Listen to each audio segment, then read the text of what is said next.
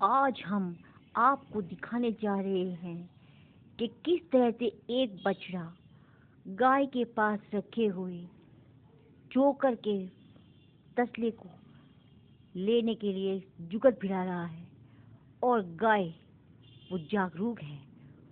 वो कैसे भी हो उसकी कोशिश है कि बछड़ा उस तसले तक ना पहुंच पाए और इधर से हट जाए। आप देख सकते हैं कि किस तरह से बछड़ा बहुत धीरे धीरे लगा हुआ है चोकर के तसले तक पहुंचने की जुगत में। और गाय, जो सफेद गाय है, वो इसीलिए जाग रही है कि मैं भी देखती हूँ कि ये बछड़ा मेरे कब्जे से ये चोकर का तसला कैसे खींच पाता है।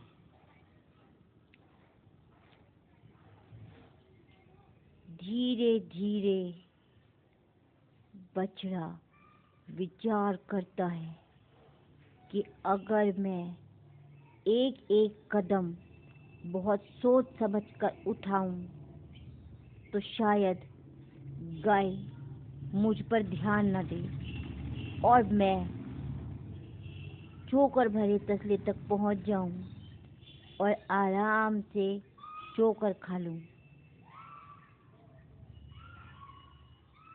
वह सोच रहा है, उधर गाय भी लगी हुई है कि देखती हूँ ये छोटा सा नन्हा सा बछड़ा ये मुझे कैसे मात दे पाता है। मैं भी भले ही इस चोकर को अभी ना खाऊं, लेकिन मैं इस नन्हे मुन्ने को भी नहीं आने दूंगी, क्योंकि ये मुझे मिला हुआ है। ये चोकर मैं ही खाऊंगी। मैं इस बछड़े को इस तक नहीं आने दूंगी। और ये बढ़ा, लेकिन गाय ने देख लिया और गाय ने उसे फिर रोक दिया। गाय भी लगातार पूंछ हिला रही है और बछड़ा भी लगातार कान हिला रहा है। बछड़ा कह रहा है, मैं पहुंच कर दिखाऊंगा, और गाय कह रही है, मैं रोक कर दिखाऊंगी, मैं नहीं पहुंचने दूंगी। ये चोकर मेरा है और इसे मैं ही अपने पास रखूंगी।